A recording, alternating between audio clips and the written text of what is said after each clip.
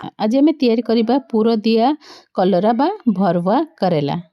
कलरा बनवाई मुझे जहाँ नहीं प्रथम बुट डाली को प्रथम 8 घंटा मु भिजे देती माने राति ओभरनाइट आपण मैंने भिजे पारे ना 2-3 घंटा भिजे देले भी चलिबो। आउ ता ऊपर हल्का एतिकी पानी देकी ही आउ लूण पकेकी एथिरे आपण माने ताको 3टा हाई फ्लेम रे सीटी देई देबे।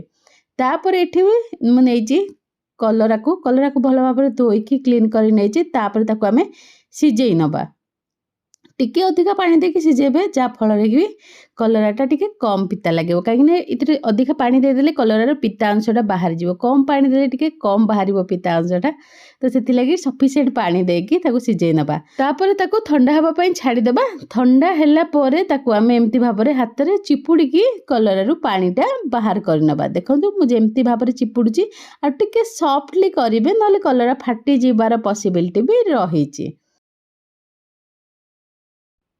एबे आमे कलरा को आउटे ठंडा हवा जावा जदि टिके गरम अच्छे ताको भल ठंडा कर दियंतु। तापर आमे एम्ति भाबरे छुरी रे ता पेटरे चिरा लगे दबा। ऑब्वियसली ये रेसिपीटा आपण माने कहि परिबे कि नॉर्थ इंडियन रेसिपी ठू अलगा। नॉर्थ इंडियन जोटा हमर कलरा भरुआ बनाती सेटा टिके अलगा स्टाइल रे बनाती। आउ एटा मु टिके बनैची अलगा स्टाइल रे एटा टिके ओडिया टच देकी मु बनैची। एबे आमे तार मसला प्रिपरेशन करनवा। प्रथमे मु प्याज को भाजीबा पई छाड़ी देइची। तापर आमे सेतरे टमाटर पके दबा। टमाटर पकेबा परे काश्मीरी लाल मिर्च पाउडर धनिया पाउडर हल्दी पाउडर जहाँ सब बेसिक मसला अच्छी से सब आमे पके नबा। हल्का टिके पानी देइची जेहेतु एटा ड्राई हो जाइची मसला नहले पोड़ी जिवो। तापर आमे सेतरे ऐड कर दबा सोरिष बटा नॉर्मल सोरिषटा जेमति बटा हुए से ताकू। तापर डालीटा देखंतु पूरा ड्राई हो जाइथिला। ताउ सेथिरे आलू मु अल्प टिके पके देइची आ ताकू एबे मसला रे पके के आमे कसी नबा। मसलाटा भलो भाबरे फ्राई हो सारिबा परे ताकू आमे काढी नबा। काढी नेकी कलरा भितरे स्टफिंग दे दबा। देखंतु एमिति भाबरे कलरा भितरे आमे ताकू स्टफिंग देई दबा।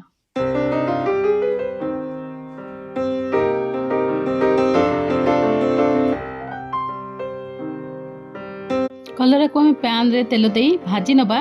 तेल आपण निज हिसाब रे यूज करंतु। अवश्य मु एठी कम तेल देइची टिके अधिका तेल देले आर टेस्टटा बहुत भलो आसी थाए। तो कलरा को आम एमती भाव में गोटे साइड जेते बेले गोल्डन कलर हो जिवो ताकू आम ओल्टे दबा। आउ धीरे धीरे ताकू एमती सबु साइड को ओल्टे की आम कुक करि नबा। एबे सबु साइड जेते बेले गोल्डन कलर हो जिवो आम कलराटा कुक हो जिवो। कलर टिके अधिका तेल निहाती भाव में लगी थाए। नॉर्मल भजा रे भी अधिका तेल लगी थाए और एथिरे ताउ टिके अधिका तेल निश्चित भाव में लागिवो।